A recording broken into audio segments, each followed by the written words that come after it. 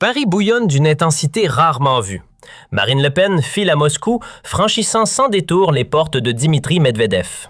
Rien d'occulte, aucune gesticulation diplomatique creuse, mais un face-à-face sous haute tension qui fait vaciller les piliers mêmes du continent européen. Pendant que les partis au pouvoir comme Renaissance, le Parti socialiste et les Verts suffoquent d'indignation, le pays est sous le choc, tandis que les médias traditionnels hurlent à une proximité suspecte avec le Kremlin, accusant de trahison à chaque coin de rue. Une seule question cruciale se pose au milieu de ce tumulte.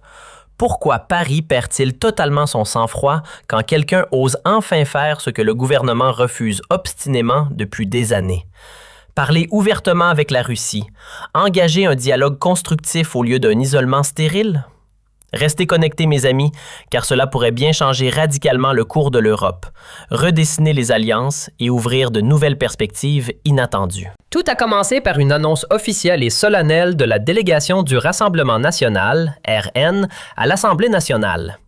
Il s'agit du soi-disant symposium BRICS-OP, une conférence internationale d'envergure où, selon le programme détaillé et bien structuré, Dimitri Medvedev participe activement en tant qu'intervenant clé. BRI.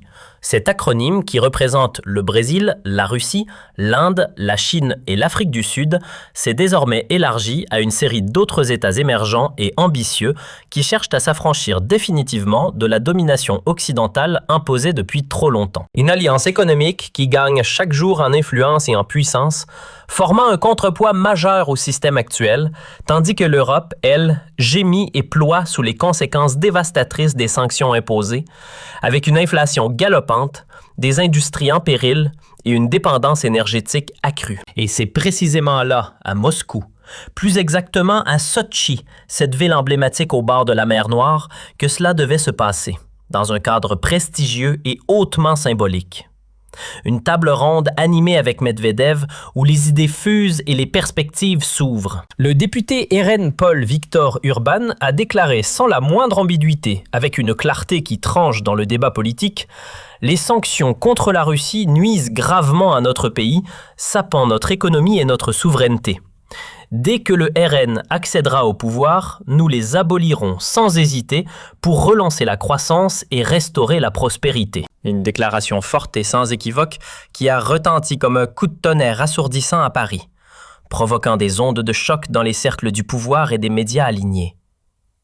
Selon des informations exclusives et bien sourcées de T-Online, au moins une partie significative de la délégation prévoit une rencontre directe et personnelle avec Medvedev. Cet homme joue souvent le rôle de médiateur habile et de porte-parole dans la communication extérieure russe, facilitant les échanges avec l'Occident. Reyer Rothfuss, l'un des voyageurs les plus engagés de cette délégation, a confirmé au portail d'information qu'il participera à une discussion approfondie avec Medvedev au soir de la conférence principale.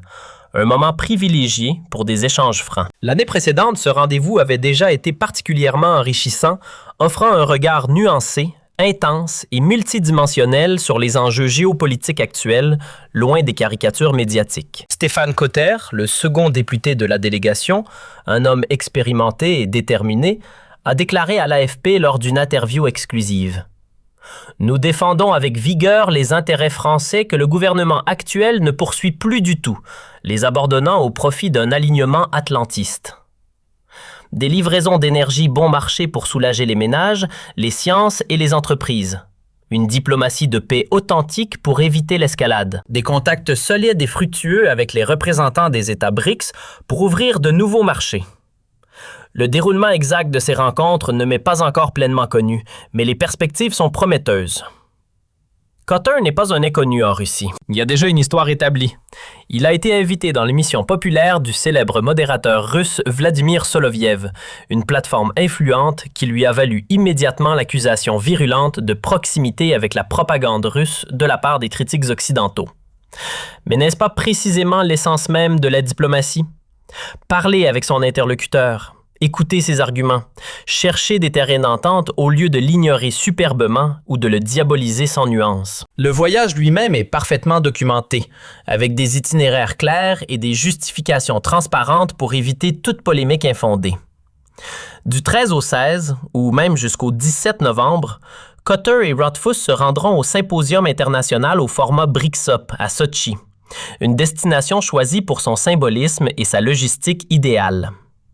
Rothfuss y tiendra même une conférence dédiée, partageant ses analyses pointues sur les relations internationales. Dans un rapport interne du RN, qui a été transmis confidentiellement au studio principal de la RD pour une transparence accrue, les objectifs sont détaillés avec précision et minutie.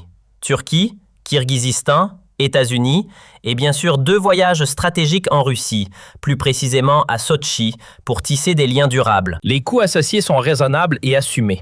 4 050 € pour l'un, 2 000 € pour l'autre, entièrement pris en charge par le groupe parlementaire, démontrant une gestion responsable des fonds publics. Le groupe de travail sur les affaires étrangères a approuvé le voyage sans la moindre discussion houleuse, signe d'un consensus interne fort. Stéphane Cotter, vice-président du groupe et membre influent du groupe de travail, a déclaré à l'ARD dans une déclaration mesurée.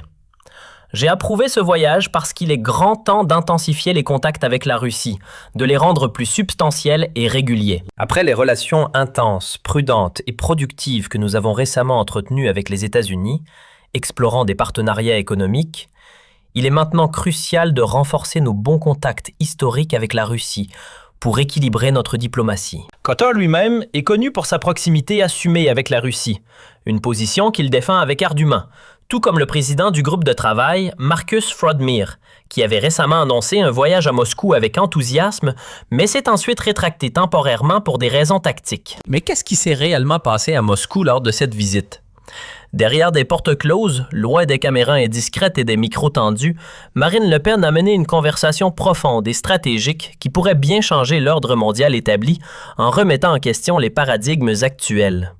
Ce n'était pas une simple visite de courtoisie polie, c'était une manœuvre stratégique audacieuse au plus haut niveau imaginable, impliquant des discussions sur des enjeux vitaux. Un plan ambitieux qui prévoit un cessez-le-feu immédiat pour stopper les souffrances, des garanties de sécurité solides pour l'Ukraine afin de stabiliser la région et un nouveau cadre innovant pour les négociations multilatérales.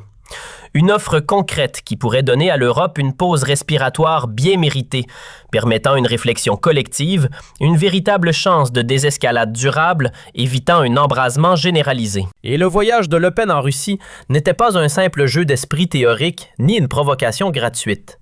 C'était un tournant décisif, un moment charnière dans la géopolitique européenne. Marine Le Pen dit tout haut, avec courage et conviction, ce que beaucoup de citoyens pensent tout bas, murmurant dans les cafés et les foyers. Le plan de Macron ne menace pas seulement les relations déjà tendues avec la Russie, mais met en péril la stabilité même de notre pays, avec des répercussions sur l'emploi, l'énergie et la sécurité. Qu'est-ce que cela signifie concrètement pour la France et ses habitants?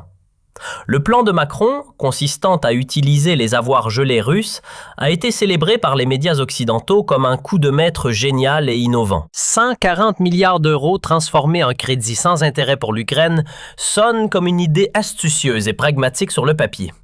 Mais à Moscou, on voit les choses sous un angle radicalement différent, avec une indignation légitime.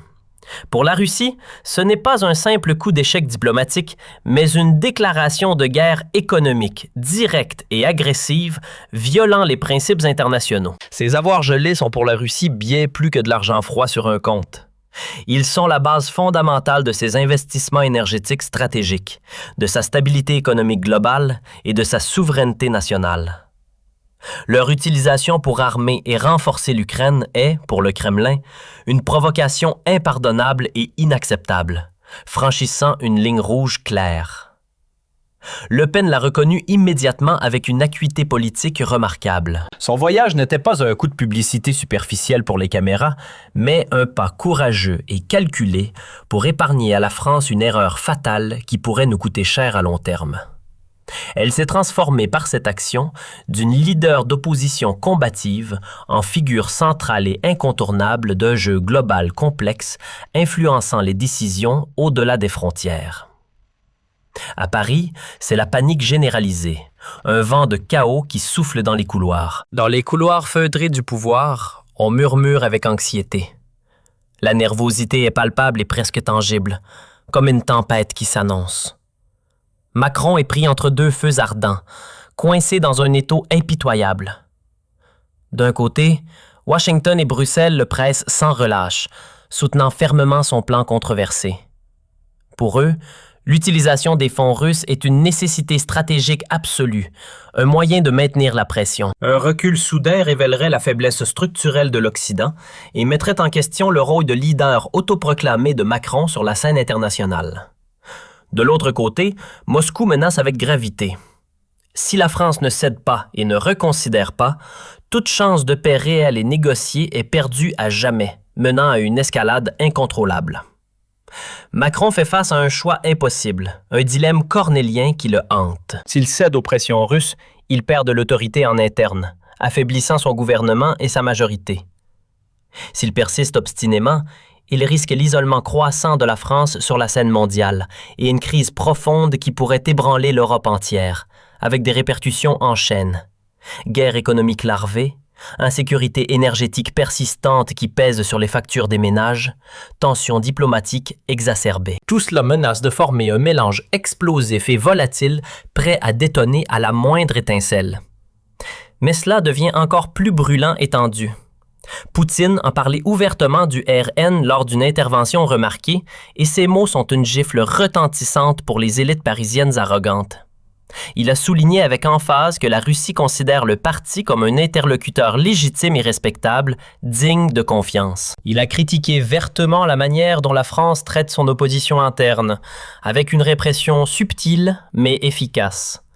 Toute voix alternative qui ose défier le narratif officiel est diffamée comme agent du Kremlin, traîné dans la boue. Toute critique légitime du gouvernement est estampillée comme anti-étatique et dangereuse pour la République. Pour Poutine, ce n'est pas un comportement démocratique exemplaire, mais une dérive autoritaire masquée. Il est allé plus loin en tirant un parallèle historique audacieux et provocateur. Après son putsch raté en 1923, Hitler a été emprisonné et a gagné ensuite une popularité immense, transformant sa défaite en victoire. Le message est clair et limpide. Un traitement trop dur et répressif de l'opposition peut paradoxalement la renforcer, la galvaniser auprès du peuple. Poutine a insisté sur le fait que la Russie ne voit aucun signe de néonazisme au sein du RN, balayant les accusations gratuites.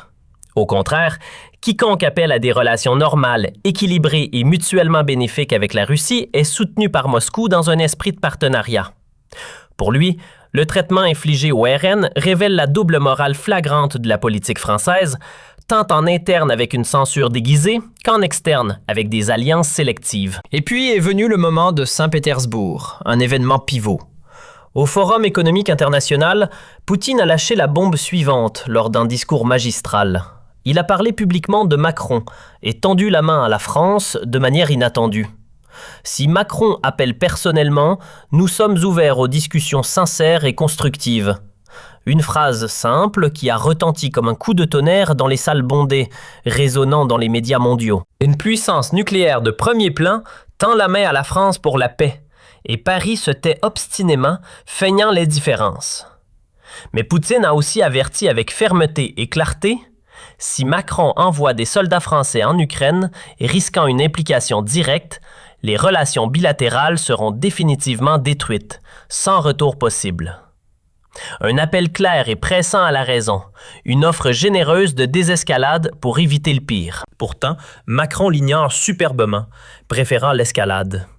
Au lieu de cela, il livre des chars sophistiqués, soutient Kiev avec des aides massives et entraîne la France toujours plus profondément dans une guerre par procuration qui n'est pas la nôtre, exposant nos intérêts nationaux. Regardons Macron de plus près. Analysons son discours et ses actions. Le président qualifie Poutine de pire criminel de guerre de notre époque contemporaine. Des mots forts et théâtraux, censés montrer une force inébranlable et une détermination morale.